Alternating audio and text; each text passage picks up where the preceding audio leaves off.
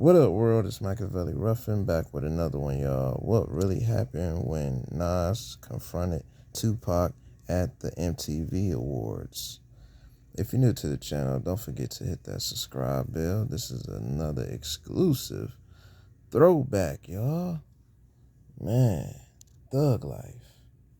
It's September 4th, 1996. Tupac just flew into New York City to attend the 96 MTV Awards as a presenter and nominee for Best Rap Video for his #1 hit song, California Love. The rap game is in the middle of a media-influenced East and West Coast beef, with the flames being ignited even more since the release of Hit 'Em Up back in June 4th, 1996. Most New York artists are upset with Tupac ever since he drew the line to pick a side in his beef with Bad Boy, even disrespecting several top New York artists, including one of the top rap groups from Queensbridge, Mobb Deep, who was a close associate with another top Queensbridge rapper, Nas, who was celebrating one of his best years since releasing It Was Written back in July, which spawned one of his top songs ever, If I Ruled the World. This made Nas the top artist representing New York and East Coast at the time. He was scheduled for a surprise performance with the Fugees at the award show. Now, it's also Tupac's first time back in his birth state since releasing Hit 'Em Up back in June.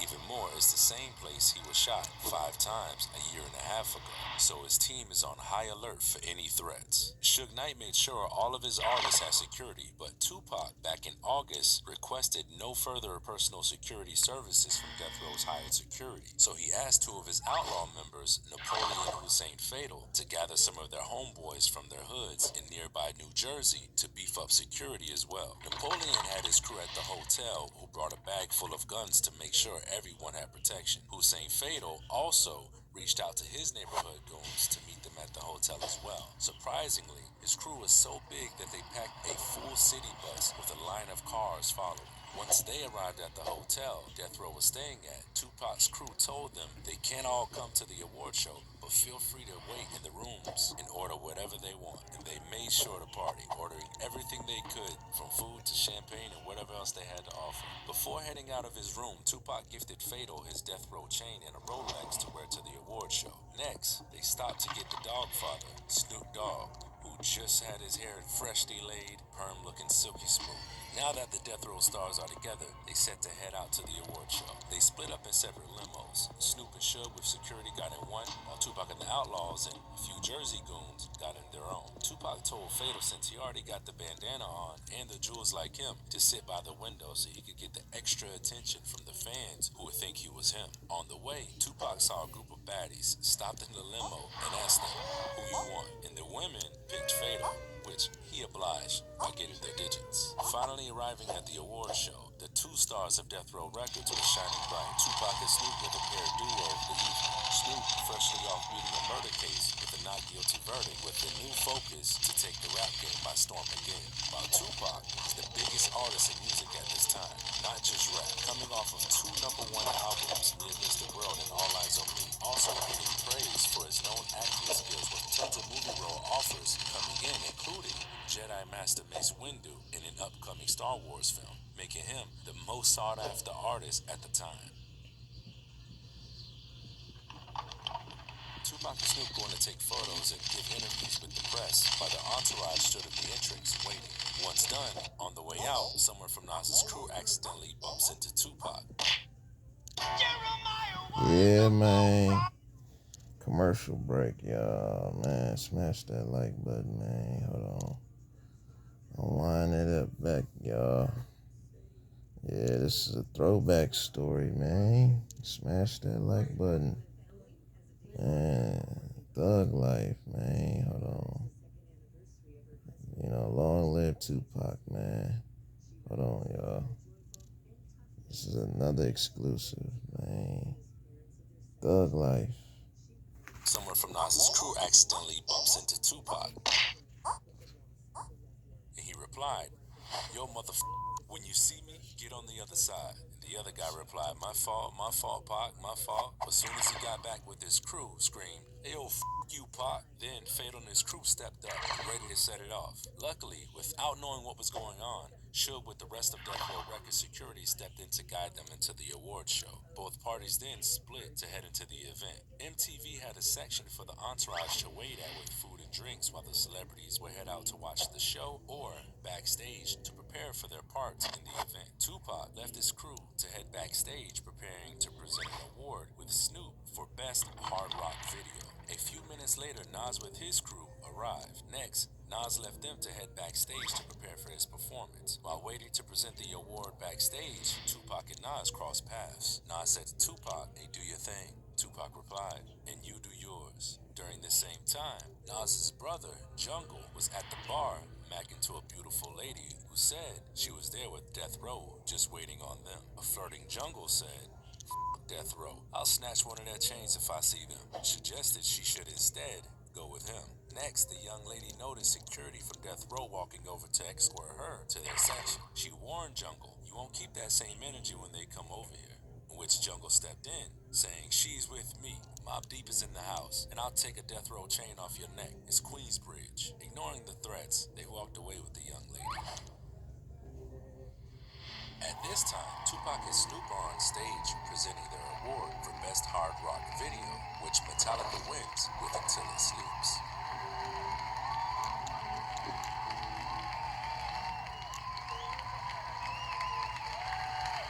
Tupac, now done presenting the award, got news of the threat made at the bar. Immediately, Tupac went over to confront the group Jungle was with, asking who made that threat, prompting Jungle to say, "I said I'll take one of y'all chains. It's Queensbridge in the house." Quickly, Gaddafi stepped in, pulled out two razors and said, "It's Death Row. I'm here to die. What's good?" Next, Napoleon jumped in and got behind the upset group. Security grabbed Tupac and took him away. Both parties started exchanging words. Then, Suge stepped in, saying, "Yo, that nigga, let's get back to what we came here for." Then both parties went their separate ways. Now Nas is done with his performance and sees the aftermath. Asked Jungle what happened. Jungle told him Tupac's crew was about to jump him. Now upset with the thought of his brother getting jumped, Nas calls all his goons from Queensbridge to link up in case they meet again, prompting almost every goon from Queensbridge to get together, heading to the award show to represent. Tupac's California Love video was nominated for Best Rap Video against LL Cool J's Doing It, Coolio's Gangsta's Paradise, and Bone Thugs and Harmony's The Crossroads. Unfortunately, Tupac didn't walk away as a winner that night, with the award going to Coolio.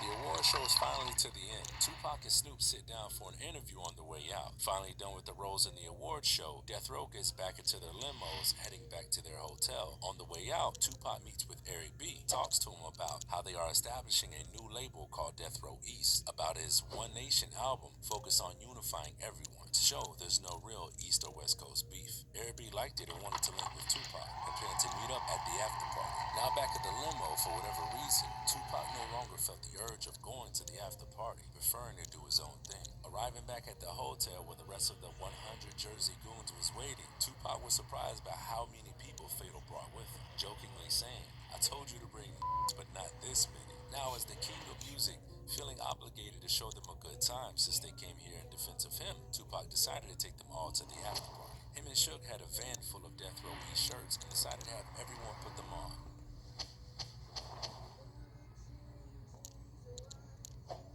Then, randomly, a bellhop of the hotel kept asking Suge, "Where's the party at? Yo, Suge, where's the party at?" Tupac stepped in saying, "We don't know." The bellhop said angrily to Tupac, "I wasn't talking to you." Tupac then threatened him, "I'll have these beat your ass to strip butt ass naked out here." The bellhop quickly settled down and got in his place. With it being such a big group, there was limited options in transportation. With the after party just a few blocks down from their hotel, Tupac decided for everyone to walk, and everyone then lined up behind him, with him leading the way. On the way while walking down the New York streets, they were giving money to fans and poor people they'd come across. The event was at Bryant Park in Manhattan, which is a big area with little to no security, just a bunch of celebrities having a good time. The event was full of stars. Some of Tupac's crew, including Snoop, split to mingle with other celebrities and associates. Making his way around the party, Snoop crossed paths with Nas' crew, who approached him and asked if he had any beef. Snoop replied, "No, that's between y'all. I ain't got nothing to do with it." Then walked away. Nas now, back behind his Queensbridge army, was amped. ready to confront Tupac and Death Row about any beef. Still at the entrance, Tupac with his army was stopped for the famous interview where he said, "Do you believe in God? Believe in Death Row East," dissing Nas and everyone else he felt was against him. After the interview, they headed further into the park, now mixed with a bunch of local New York rappers, including Eric B., who was representing Queensbridge as well, warned Tupac that Nas was deep with a bunch of goons and how they need to meet together to talk it out, to cool off the tension on both sides, saying Nas is a good cat and it would be good for hip-hop if they got together. Yeah, man. Yeah, man. Y'all smash that like button, man. It's the throwback story, man. Long live Tupac, man. You feel me? This a throwback story for people that wasn't around in the 90s, you know what I'm saying?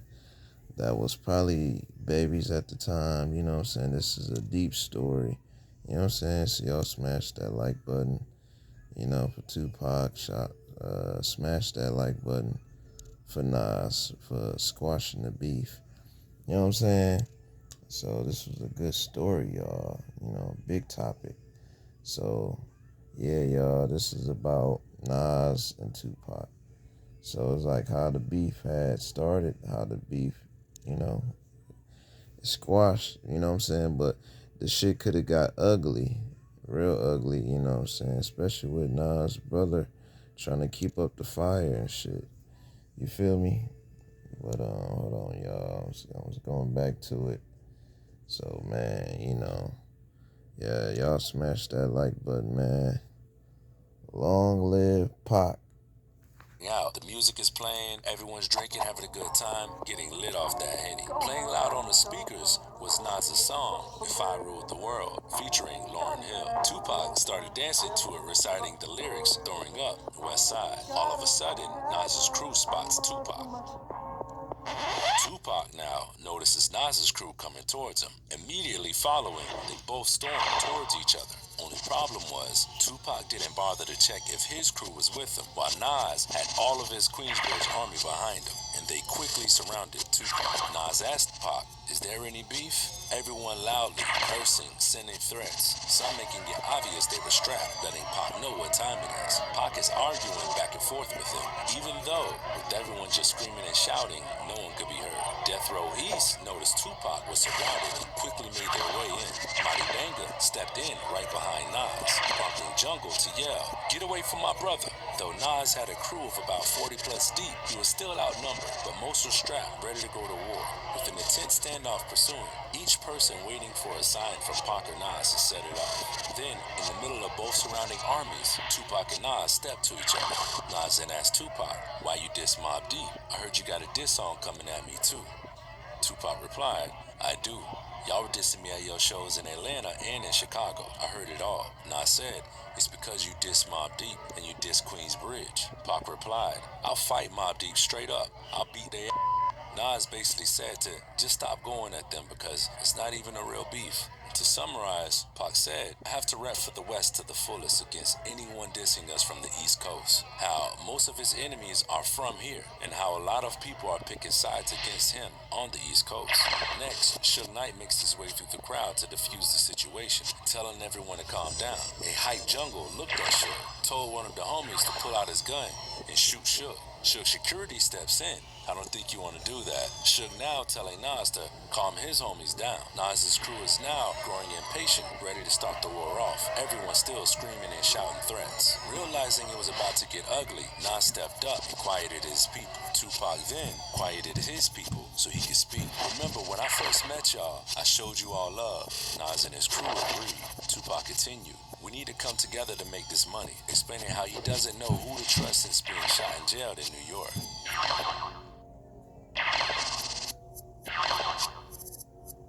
To everyone's surprise, Tupac and Nas embraced, both saying, "We brothers, and let's make some money together." Now, with everyone calmed down, they make plans to work together. Tupac then told Nas he will remove his name from his diss records and told him about Death Row East and how he wants to unify both coasts to show us no real beef and just focus on making money. They both made plans to meet up in Vegas in a few days to record on Tupac's One Nation album. Now that peace has been made, everyone is starting to get back into the party, but before they went their separate ways, Tupac stopped and said to Nas and his crew, "Yo, when y'all leave here, you're going to hear a lot of about me. Just remember, I love y'all niggas." Then walked away.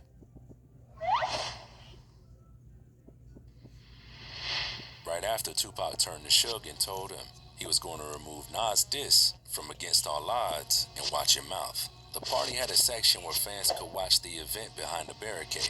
Randomly, Tupac noticed a bum sitting on the street, walked over, gave him a wad of cash saying, "This is for you to sleep in a nice hotel tonight." A fan behind a barricade yelled, Pac, you don't have love for New York?" Pac replied, "Of course I got love for New York. I'm from New York. I was broke, now I'm a millionaire," and threw stacks of cash to the crowd, with his mob of Death Row East and white tees following behind him. If you like this video, make sure you subscribe for more. And also, check out some of our other videos that we have on the channel. And we appreciate all our new subscribers and hope everyone has a great new year.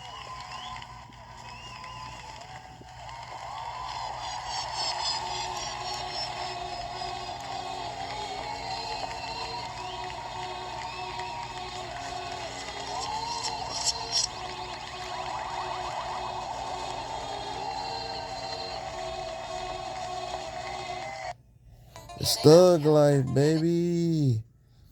Thug life, baby. Y'all smash that like button, man. Y'all see, that's what really happened.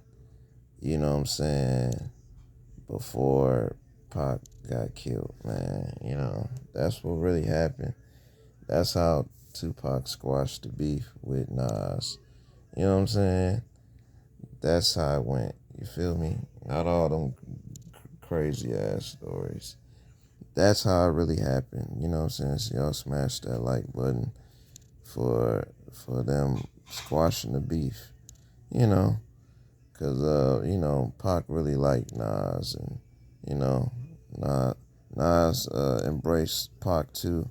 So yeah, they had to squash the beef. You know what I'm saying? And hey, Pac goons was, man, they was deep, like, especially when you got a whole group wearing, Death Row East. Like, damn, bro, smash that like button. You know what I'm saying? I don't think should be talking about that story as much. You know what I'm saying? Because Suge Knight does have a podcast. So yeah, this was a good one, man. I had to touch on this one because it was exclusive. It was raw. So for people that because it's a lot of Pac fans out there, so I had to touch on this one for sure. But y'all let me know your thoughts below on what y'all think on this one. You know what I'm saying? But other than that, y'all be safe, stay dangerous, stay blessed.